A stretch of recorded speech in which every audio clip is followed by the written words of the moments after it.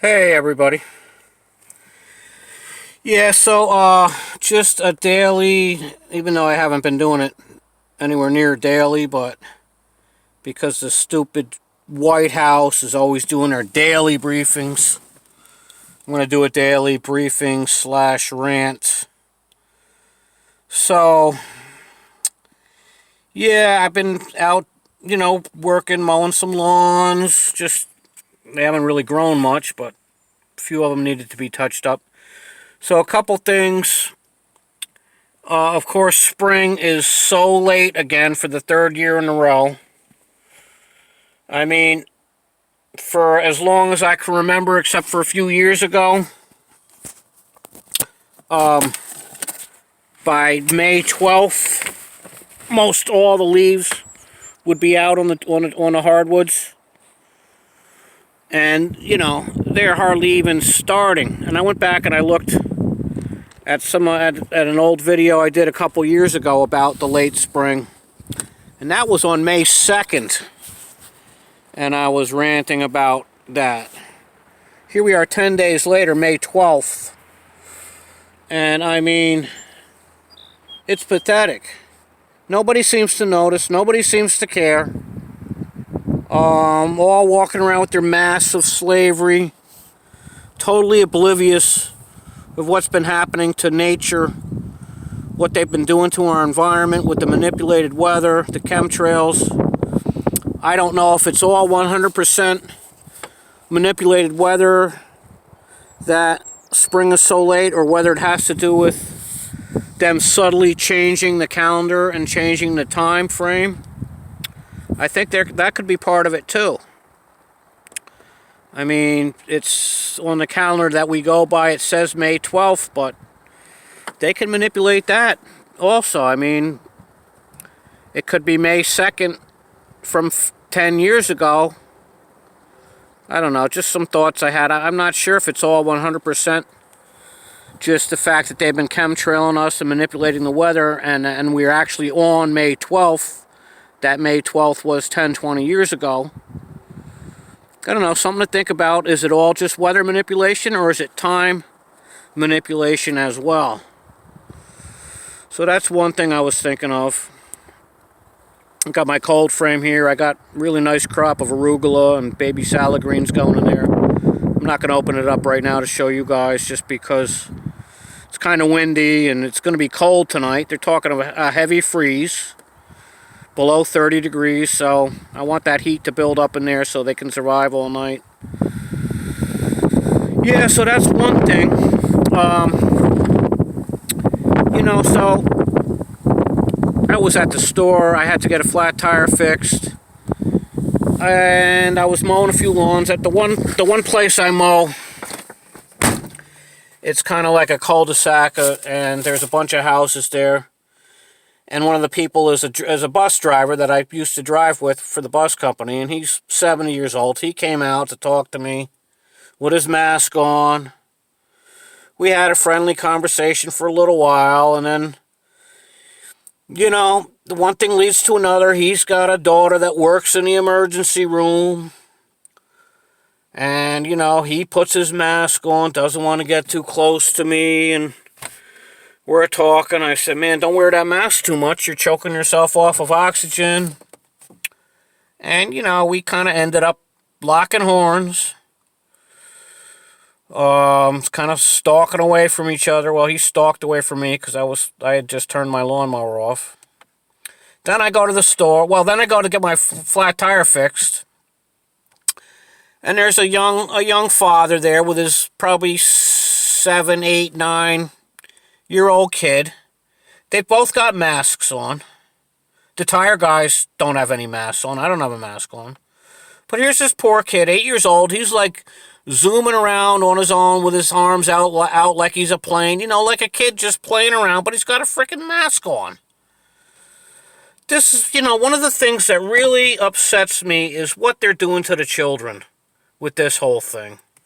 I saw some YouTube videos about the schools are putting out videos for the kids to watch about how to expect things to be different when they go back to school. You know, if I had kids, they wouldn't be going to that school anyway. I'd be homeschooling them no matter what it took. As far as I'm concerned, the less those kids get indoctrinated at the school, the better. But they're getting indoctrinated anyway. So this poor kid's zooming around trying to be a kid and play all by himself with a mask on.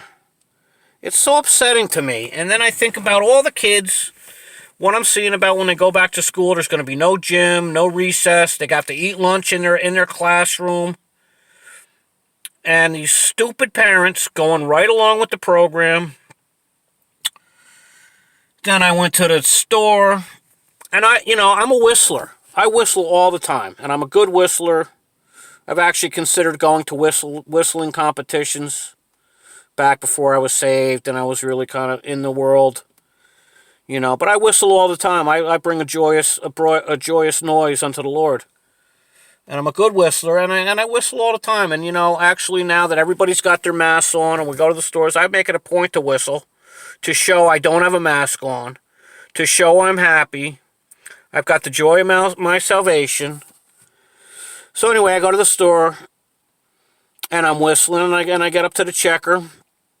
She's like, "Oh, I can hear you whistling throughout the store. It's so nice to hear that." I was like, "Yeah, it's because I don't have a mask on." One thing leads to another, and I'm talking to her. She's like, "Yeah, I hate wearing this mask, but I have to because of my work." And I look around, and, this is a pretty big supermarket. Well, for around here, it's the only supermarket. And everybody's in masks. And so I start going off, and I'm like, yeah, the mask is slavery, and, don't worry, it's all tyranny. I don't even remember exactly what I was saying, but, I'm not shy about talking and trying to spread truth, even though it's a big waste of time at this point. But then this woman with a mask on ends up calling me an a-hole, blah blah blah, and it's beyond comprehension how this whole thing has happened so fast, and the sheeple are just so into their slavery. Between the bus driver I talked to, he got mad at me. Oh, my daughter works in emergency care, and it's no joke. And I'm like, yeah, well, it's, trying to tell him about the numbers of influenza and how they're putting all the numbers on. He doesn't want to hear it. He's just as perfectly happy wearing his mask. I said, well, is it worth destroying the worldwide economy? Oh, yeah, it's worth it. I'm 70 years old. My doctor told me if I get it, I've only got a 50% chance of living through it, surviving it. And then I go to the tire store, and the young father's probably only 30. And the kid's running around with a mask. He's got no friends. They're not letting kids play with one another. There's going to be no gym. They can't play football. I'm beyond words of how horrifying this whole thing is. And we all knew it was coming, but now that it's happening, I got to pray to the Lord Jesus all the time just to keep peace in my heart, because it's very, very distressing. And I have to keep the joy of my salvation at the forefront, because otherwise I get sucked into this anger and into this frustration, which I know a lot of you guys are feeling now. So, yeah, and then I jotted down. I've been jotting down. So I've made several videos that I haven't put up. I don't know if I'll put this one up, because I end up just sounding like an angry person, which I am. But a couple of things. Now, we know the language is very important, and spelling is spell casting. So, we got it's a pandemic. So go back to pan and go to some different channels and look at the research on Pan and who he was, quote unquote he. The goat god, half goat, half person. So it's a pandemic, pandemonic, half goat, and goat they say is the greatest of all time. So yeah, this is the greatest of all time scam, psyop.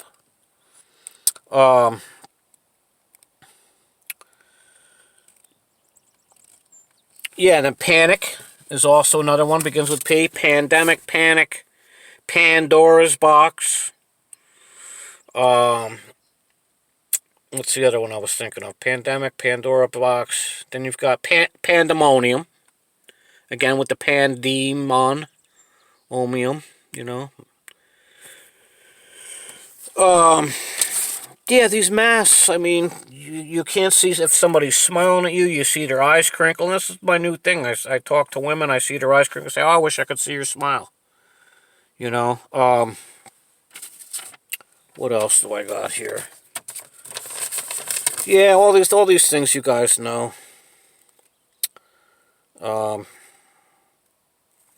Influenzas, the influence. The left, the left-right thing is just... I didn't even realize that there's this whole thing about woke on the right, and Trump and everything is like trying to sound like they're, they're not for they're not for masks, or they're kind of like saying, oh, we need to open up the economy, but they're not. Talk is cheap. Trump can say anything he wants, and then let's see what he signs and what he does. And you've seen the video of, oh, the shots are very important, and I'm in control of this warp speed thing, so. Yeah, I don't know. Just kind of a off-the-cuff ramble here. Very sad and discouraging. Between nature, May 12th, there's not even any leaves out. 5-10 years ago, just about every hardwood leaf would be out by now. We'd be looking at a really bright, fluorescent, day-glow, springtime forest. Instead, we've got a dull brown, few little buds coming up. It's going to be cold now the next few days. I don't even know when we're going to get leaves. And, yeah. Anyway, that's my rant for today. Take it for what it's worth. And I know a lot of you guys are going through the same things, the same frustration, the same level of just unbelief that I'm going through. Like, if I stay to myself and just kind of do my thing, it doesn't bother me. As soon as I go out and go to the stores and go dealing with people and see everybody in the masks, all the kids in their masks, the slavery, the little repeating of the slogan, stay safe, we're all in this together, blah, blah, blah. No, I'm not in this together. I'm not in this together with you. You guys can be together in your slavery. I'm gonna be separate with my freedom. Sorry, no, I'm not all in this together with you guys. You know. Stay safe? No, I'd rather stay free than stay safe. Alright, well, hope you guys are doing well. Take this little rant for what it's worth. Alright, God bless.